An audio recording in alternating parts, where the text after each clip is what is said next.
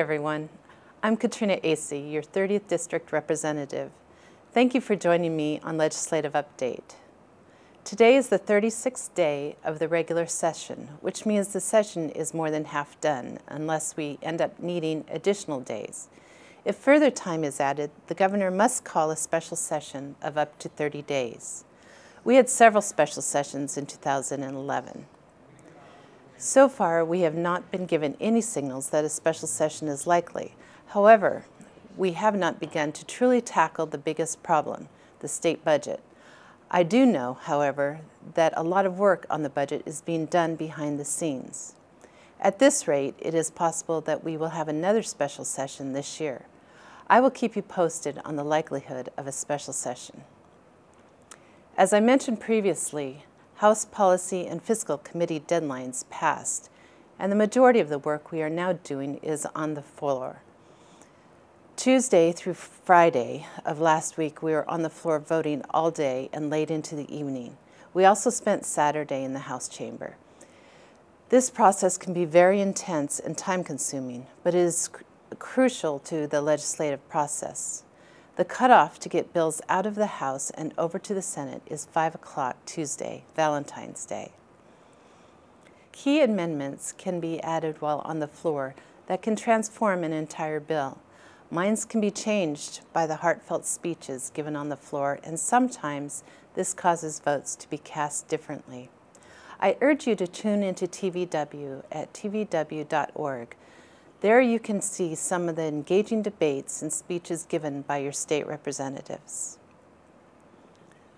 I was proud to stand and share my thoughts on the House floor this week regarding two important bills.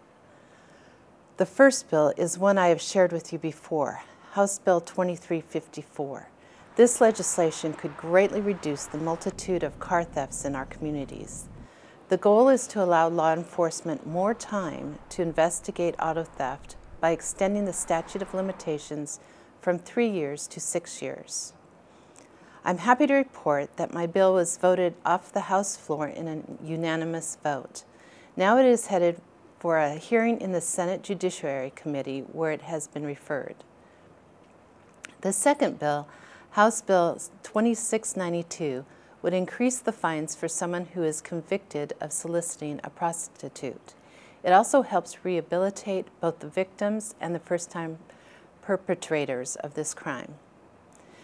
At least half of the funds from the increased fines must be used for local prevention efforts, such as education programs for offenders and rehabilitative services for victims, like substance abuse, counseling, housing relief, education, and vocational training, and just giving them a safe place to be. This bill was voted off the floor in a nearly unanimous vote. House Bill 2682 is likely to get a hearing in the Senate committee as well. Both bills are likely to move through the process over in the Senate fairly quickly, based on the strong support from both parties in the House. When bills are voted off the House floor, they are referred to the Senate, and there they will go through the same committee process that they received in the House. The same is true for all Senate bills. Senate bills that were voted out will now come over here to the House to be heard in our committees. This committee process will begin on Wednesday of this week, and the votes on the floor will greatly decrease, and we will once again return to committee hearings. I will keep you updated on the progress of my two bills while they are in the Senate. This Saturday, on February 18th, I will be holding 2 town halls in our district. These town halls are a great opportunity for you to participate in the legislative process and ask me about issues that are important to you. I really enjoy talking face-to-face with the people I represent. The first town hall will be in Federal Way at 10 a.m. We will be holding the event at the City Council Chambers in Federal Way. Our second town hall will be in Pacific at 1 p.m.